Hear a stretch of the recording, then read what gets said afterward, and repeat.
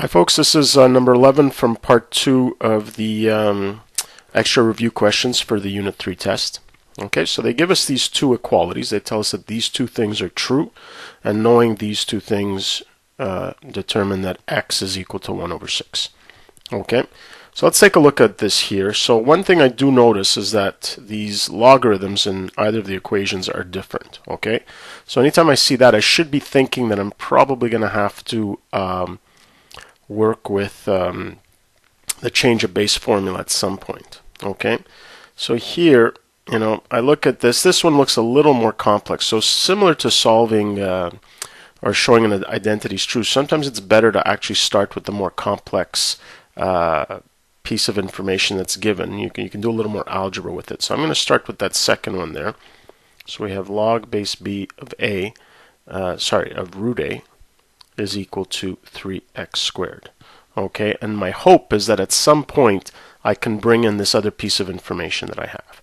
Okay, so let's see if I can start simplifying this here. So definitely I've got this square root of a, which is exponent 1/2. Okay, so normally I might not write this stuff, but let me be really precise here. This is a to the 1/2.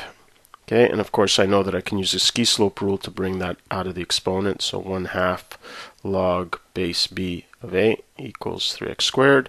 And now I'll just bring that coefficient to the other side. So I'm just going to multiply both sides of the equation by 2. So here I'm left with 6x squared.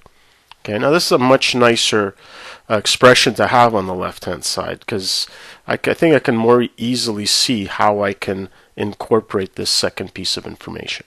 Okay, so what I'm going to do is I'm going to take this logarithm, which is given in terms of base b, and I'm just going to do a change of base to use base a, and hopefully then I can do something with that equation. Okay, so the change of base formula is I take the logarithm, okay, with the new base of the original input, which in this case here is a, and I take the logarithm of my new base of the old base, which in this case here is b. Okay. So one thing that's really nice here is that I've got log base a of a, which is just equal to 1. Okay.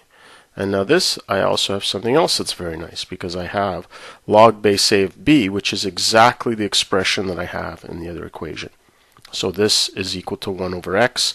So I'm going to replace this by 1 over x. Okay, and now look what we have. We have no more a's and b's. All I have are x's. So this should allow me to solve for x now. Okay, so here I'm just dividing a fraction. So 1 divided by 1 over x is the same as 1 times 1 over x. X over 1. Okay, divided by division of a fraction is the same as multiplying the reciprocal. Okay, again, normally I wouldn't bother writing this, but just to show every step as clearly as I can. Okay, now again, we want to be careful. I don't want to divide anything with a variable in it, because I might be losing some of my solutions. So here I'm going to solve this the way I solve any quadratic equation. I'm going to bring everything to one side of the equation, 6x squared minus x. And here this is a very easy one to solve, because I can just take out the common factor of x, and I'm left with the equation in factored form. Okay, and so now this tells me that x is either equal to 0 or that x is equal to 1 over 6. Okay, but given that I'm dealing with logarithms here, okay, I need to make sure that both of these x values are even valid.